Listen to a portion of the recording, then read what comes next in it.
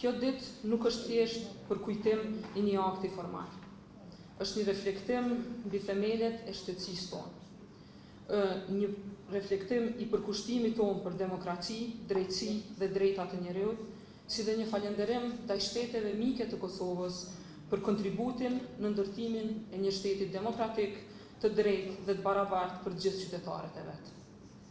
Është një ditë që na kujton se liria dhe demokracia nuk janë vetëm rezultati një lufte apo një deklarate, por edhe një organizimi të drejtë, ligjor dhe njerëzor të shtetit.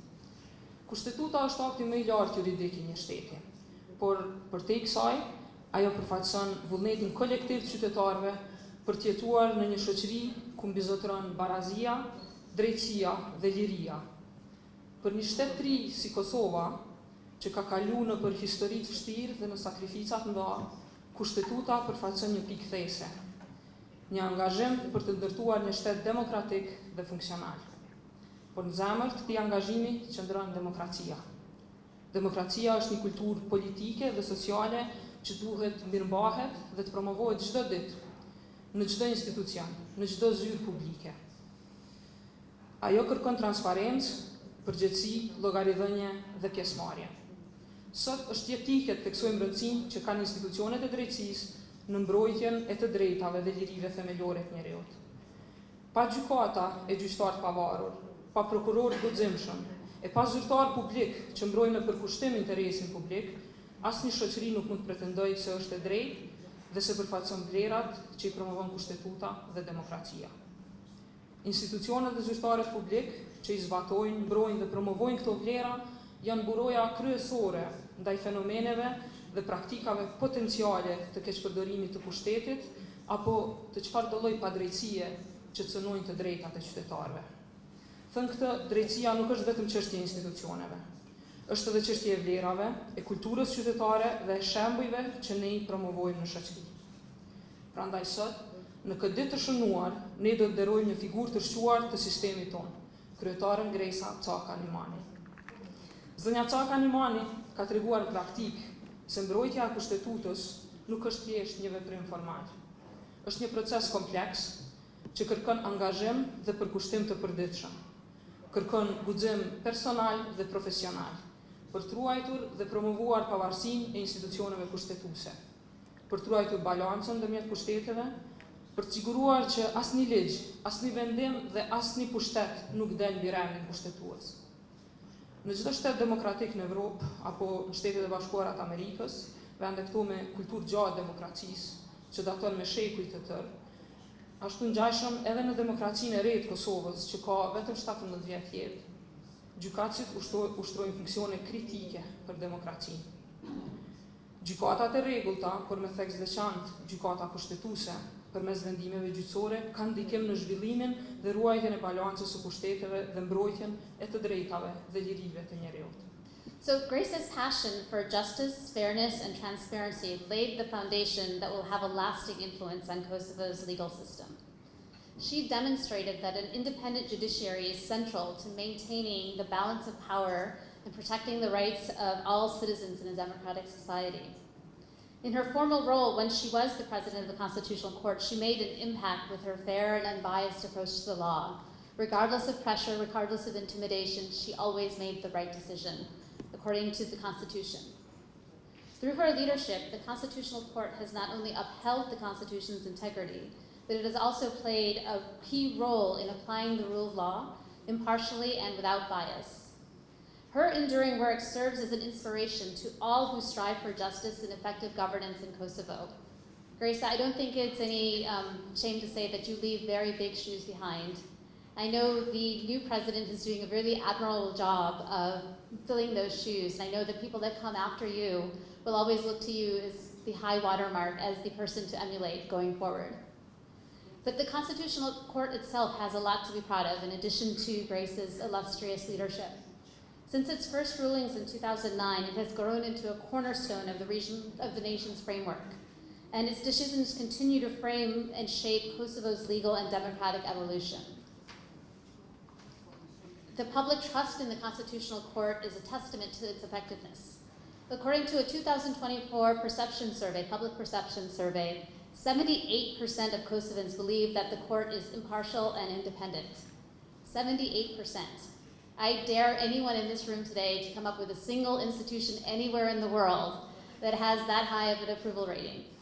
Esteemed colleagues, ladies and gentlemen, it is both a privilege and an honor to join you today in marking the Constitutional Day of Kosovo, a day that symbolizes the enduring commitment of Kosovo to upholding the values of democracy, human rights, and the rule of law.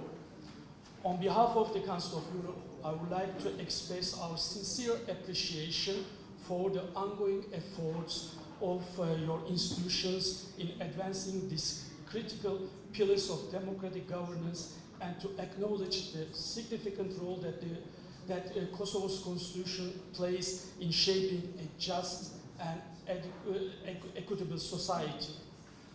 Kosovo's constitution is not just a legal document, it's a living testament to the principles of equality, justice, and the protection of human dignity.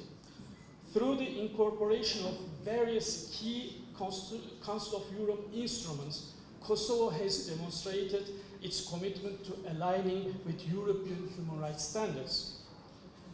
According to the Constitution of Kosovo, international legal instruments take precedence over national legislation, providing the guarantee that the Constitutional Court will render its decisions in compliance with the human rights standards set in the European Convention on Human Rights and its case law.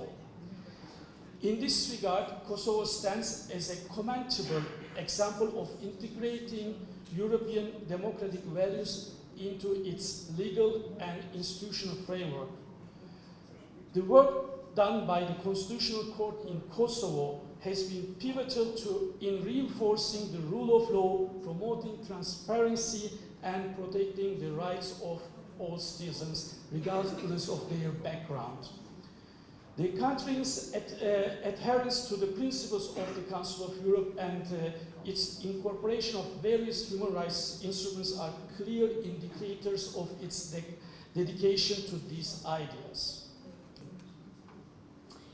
Do e mbaj si shen kujtimi të një pune të palodhshme me shumë dashuri, bindje të thellë dhe përkushtim dhe për të cilën tashmë më ka marrë edhe malli.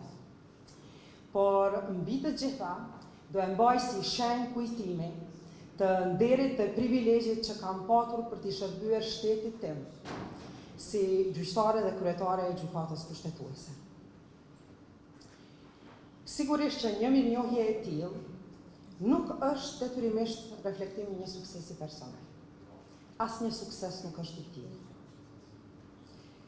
Të gjitha rezultatet të arriturat janë në fakt reflektim i një përkushtimi ekipor.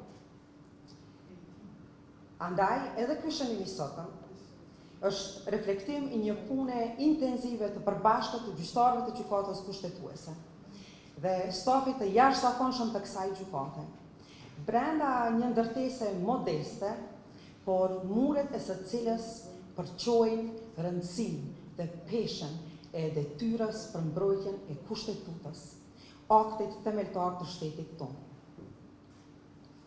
Së bashku kemi avancuar më tej cilësinë e drejtësisë kushtetuese, përfshirë në rrethana në të cilat kemi shqyrtuar numrin më të madh të kërkesave institucionale dhe kemi nxjerrë numrin më të madh të aktgjykimeve në raport me të gjitha vitet paraprake të funksionimit të gjykatës. Kemi avancuar më tej mekanizmat e efikasitetit, transparencës dhe llogaritënies bazuar në standardet më të mira evropiane, përfshirë në bashkëpunim me shoqërinë civile. Dhe me rëndësi, kemi rritur bashkëpunimin, vizibilitetin dhe vlerësimin e respektin e gjykatës në kuadër të forumeve ndërkombëtare të drejtësisë kushtetuese, duke e përfaqësuar Republikën tonë me profesionalizëm dhe dignitet. Bashkë kemi rezistuar, bashkë kemi kaluar çdo sfidë, kemi festuar çdo të arritur.